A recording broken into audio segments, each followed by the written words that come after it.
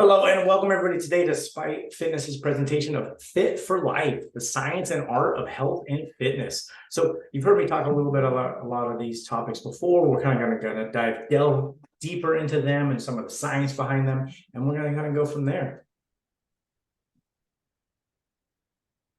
So we're going to talk about the science behind fitness, a little bit of nutrition, disease and prevention, how to stay motivated, what aging gracefully looks like, how important sleep is, benefits of strength training, the power of mindfulness, and the importance of community, because that's what we do here. We build a community at Spite Fitness. So health and wellness are two concepts that are often used interchangeably, but they have different meanings.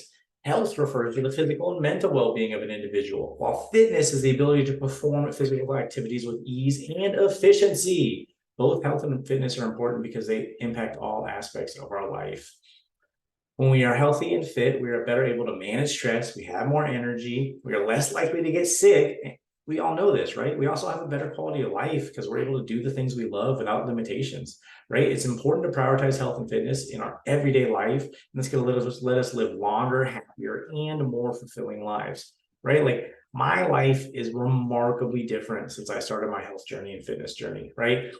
7 years ago when I was overweight, 100 pounds heavier, and it wasn't just that. Like I was mentally exhausted all the time. I didn't have energy outside of work. I was just drained. I didn't eat well. I can remember so many nights of working long hours as a chef and then just like literally shoving handfuls of cheesecake over a trash, like eating over a trash can after dinner's done because all the food's been served. All that's left is cheesecake. I'm just like shoveling that and wondering why I feel horrible, right? Like combining the health and wellness thing has been massive, and approaching this from a really holistic point of view to where I learned how to approach it with food and approach it with movement and transform people's lives every day, right? Like that's what I'm here to do, and that's what I want to do, and that's what we're talking about today.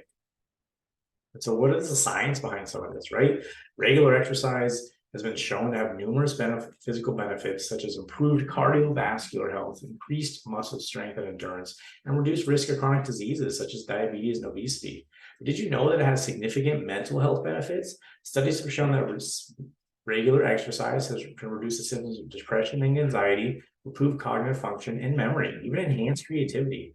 One study published by the Journal of Psychiatry was found that exercise was as effective as medication in reducing the symptoms of some major depressive disorders. Another study, and this one's super interesting, I like this one. The University of British Columbia found that regular aerobic exercise can increase the size of the hippocampus, the part of the brain responsible for memory and learning. These findings suggest that exercise not only improves physical health, but also have a positive effect on mental wellness. There's also another study, I forget the name of the study, but they proved that clients who danced had something like 90% increased cognitive function in Alzheimer patients, right? Like, so just any sort of movement, any sort of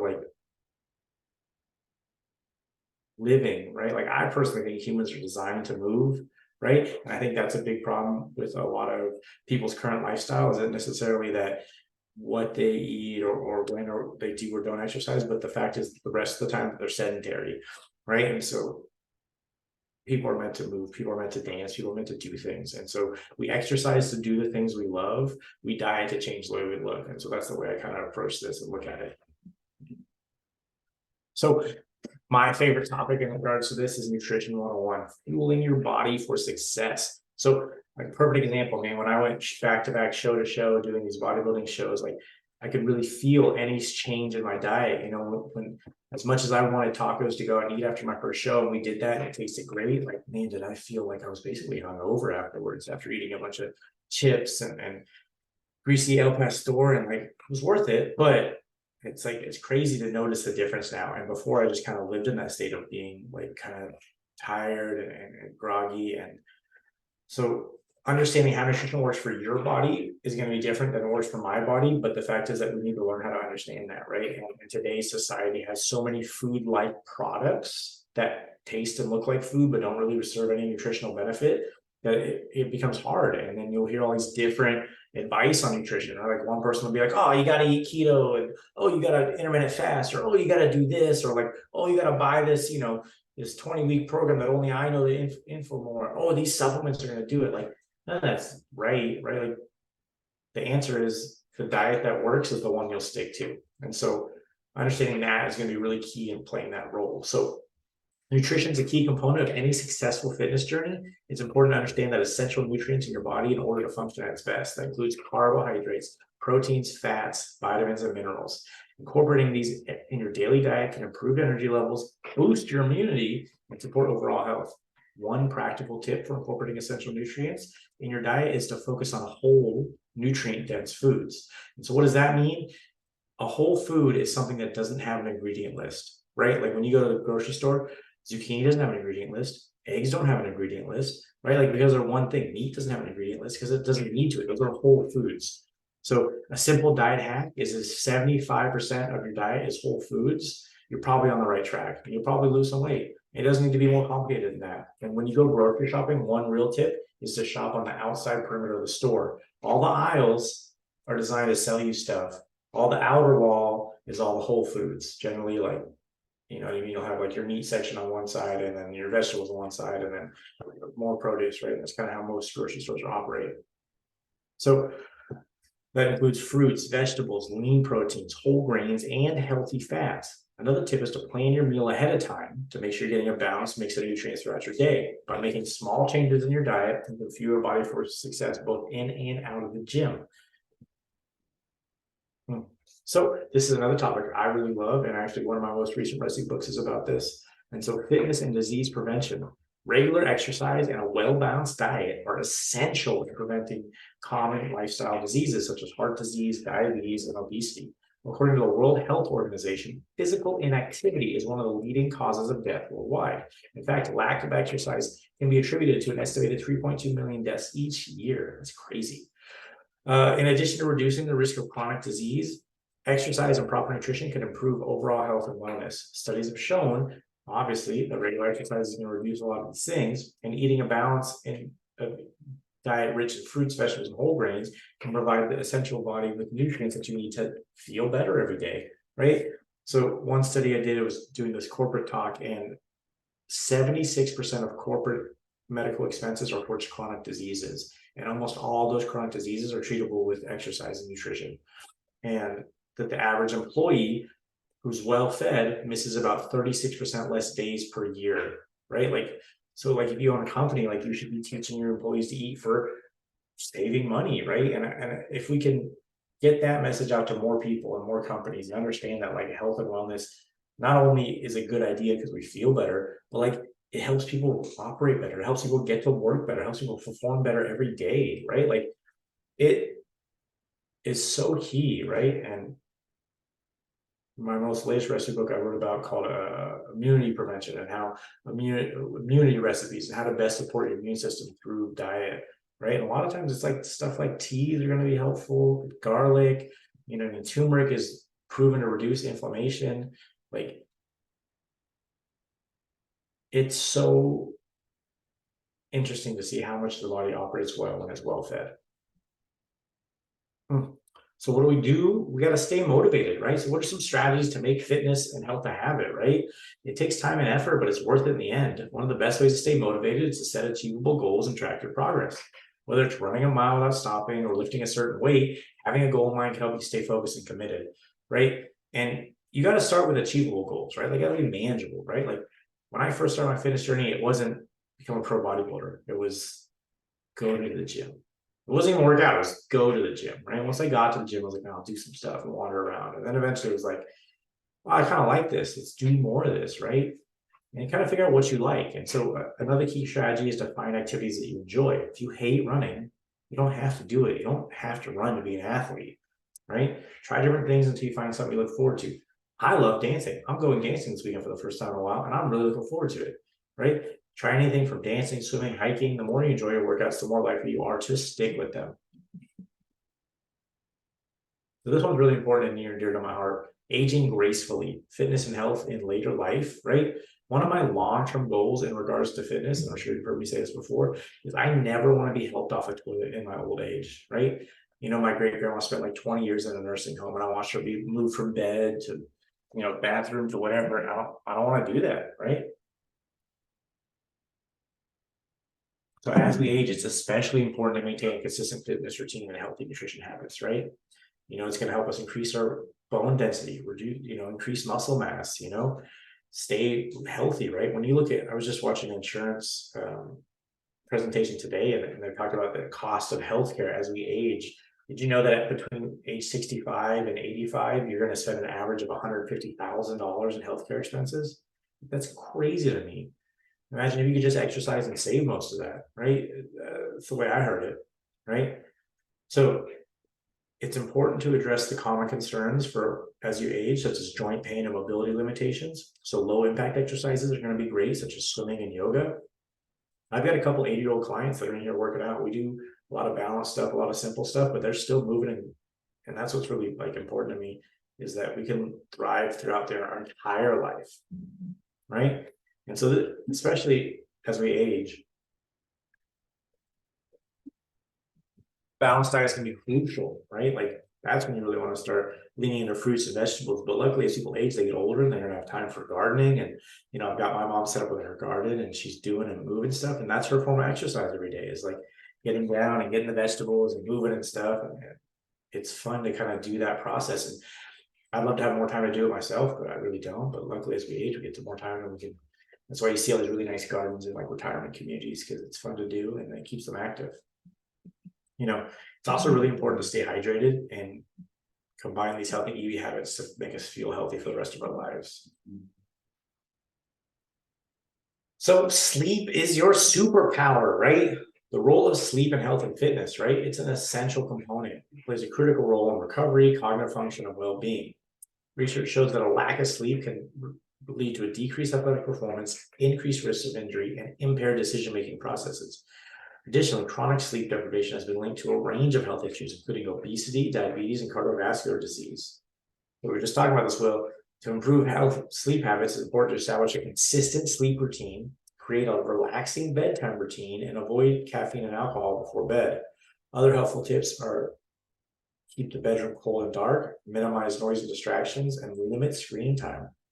One thing I like to say too is treat your bedroom like a bedroom, right? Like don't treat it as an activity room where we watch TV. Treat it as like, I'm going to go to sleep in this room. And so it starts to actually trick the brain. Well, not trick the brain, but convince the brain that, hey, this is where we sleep. So when you get in there, the brain starts to produce melatonin and it starts to get tired and actually starts to go to sleep. But if you go there to like watch movies and watch videos and play video games and do whatever it is in your bedroom, your brain doesn't think that's where we sleep. It's like, oh, cool, this is where we do stuff, right? So I try to keep my bedroom just for that, right? Am I perfect? Like, no, man, I caught myself watching TikTok for like 30 minutes the other night on like Saturday. I was like, what am I doing? You know what I mean? Like, but 95% of the time I'm in bed 9:30. I'm up early, and it's like that every day, 7 days a week, right? And that's another thing too about sleep. It's really easy to have a sleep routine when you have work hours 5 days a week, and then throw it off on the weekend, and then wonder why Monday and Tuesday are a drag. But if we just consistently did 7 days a week, whatever that is, it doesn't have to be go to bed early and get up early. But if you just did a consistent pattern 7 days a week, your body would be on a much better circadian rhythm and feel much better every day. So the benefits of strength training. You get to do the things you love, right? Like the benefits of strength training is that you can continue to do the things you love in your everyday life, right? It's a crucial component for any fitness routine. Provides numerous benefits, right? You can increase your muscle mass, you can boost your metabolism, right? And it helps burn more calories throughout the day, because most of our calories are burned at a resting state. And the more muscle mass we have on our frame, the more calories are burned at a resting state.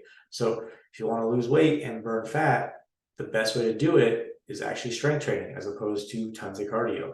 Now, I'm not saying don't do cardio, but I'm saying for me to get ultra lean and ultra fit for my last show, I didn't do a lot of cardio. I just walked 20 minutes a day, nothing crazy. But it really was just large amounts of strength training 6 days a week. So you can increase your bone density, you can reduce the risk of osteoporosis and fractures, and you're going to have better balance, less injury, right? Especially as we age, right? Like usually what happens to people as they age is they have a big break, like they break their hip or they break something, they have a fall and break their hip, break something. And then the complications from that usually lead to an early death, right? So if we could avoid that, that's awesome. There's one guy at my gym, I think he's like 70, something. He's still squatting like 315. He squats more than I do. He's squatting like 315 pounds every day. I see him there every week. He's in there doing boxing drills, right? Like he's a beast, man. And it doesn't look like he's going to slow down any time. And so that's the kind of like goals I have in my long term. So mindfulness and fitness, right? It's the practice of being present in the moment and fully engaged with your thoughts, feelings, and surroundings. When it comes to fitness, mindfulness can help you stay focused on your goals, reduce stress, and enhance your overall wellness. One way to incorporate mindfulness into your fitness routine is to focus on your breath while exercise. It helps you stay present and aware of your body, as well as improve your breathing technique. Another one is to use visualization. Imagine yourself achieving your fitness goals and feeling strong and energized.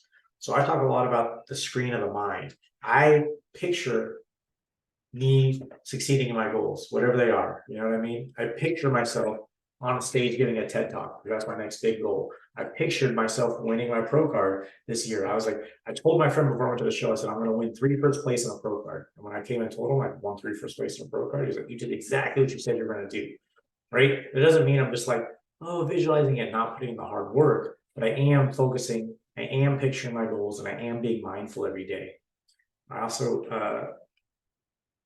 talk a lot about gratefulness and mindfulness go together hand in hand. Like the more we stay in a state of gratefulness, the more easy it is to be mindful.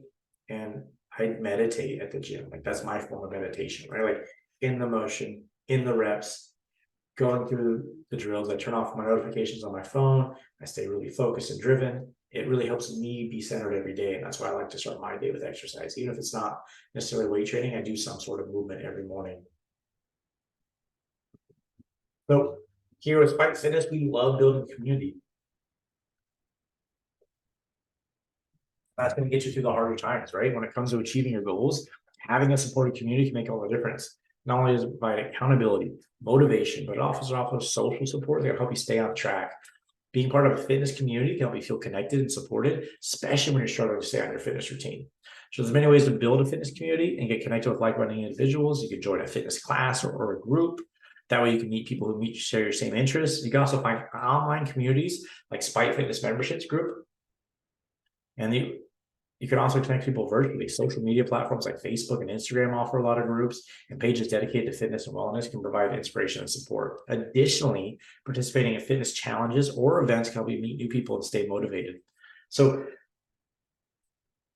I wouldn't have been where I'm at if I didn't have friends that lifted, right? When my before picture happened, a friend took a picture and posted online. I was like, I gotta change. So I reached out to a friend who I knew lifted, and I was like, take me to the gym. And at the first, it was just him, and then there was a couple of us, and then we all got really into powerlifting. And before you know it, there was like a group of like 6 or 8 of us that would regularly powerlift in my garage, and we got really into it, and I started competitively doing it. And that's when I made the change, and I was like, I want to do this for life. I want to be in the gym all day, and I can do this. And that's when I decided to become a trainer and move into that. But really started with the community.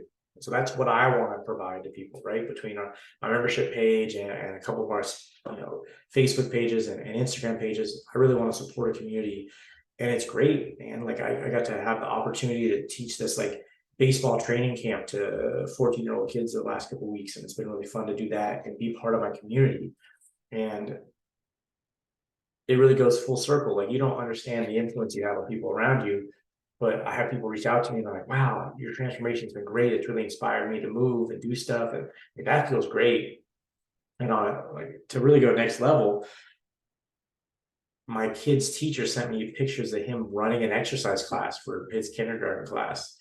And my friend pointed out that it might have been some of those kids' first experience with exercise, right? And I don't make that kid work out, but he sees me working out all the time and wants to do it with me. And so now it's like going to that next level of building that community. Right. And if everyone just moved more, we would all feel better, right? Like you don't have to work towards some aesthetic goal. We don't have to like, oh, I want to be the strongest person in the world, but like we should keep moving so we can do the things we love. So we can run with our kids, so we can go kayaking, so we can go play with our dogs, so we can have fun in the garden, right? Like these are the things that we want to do. So I guarantee you, at least one person who in your social group who's into working out or at least starting to working out, and you could probably ask them if you could join with them, and they'll probably say, yeah, let's go, and take the time if you are at the gym and you're new, and go ahead and ask somebody like, hey, you have some tips here. I'm new here, and that's hard and frightening, but it's really going to help. And you'll find that most people there are really super nice. I do my best when I'm at the gym and I see someone new there. I try to introduce myself, try to tell them if they need any help, let me know. It's really about what we can do for our community. And even if it's not fitness based, maybe you can go help like Redwood, food bank, package food, or do something with the local community, something that gets you moving and active, right? Like that's what's important about community. And that's enough. I'm gonna start rambling about like serving others. But this is a great presentation today. And if you like more, go ahead and check out spikefitness.com and check out our membership page, or you can check us out at spike.fitness on Instagram. All right, thanks.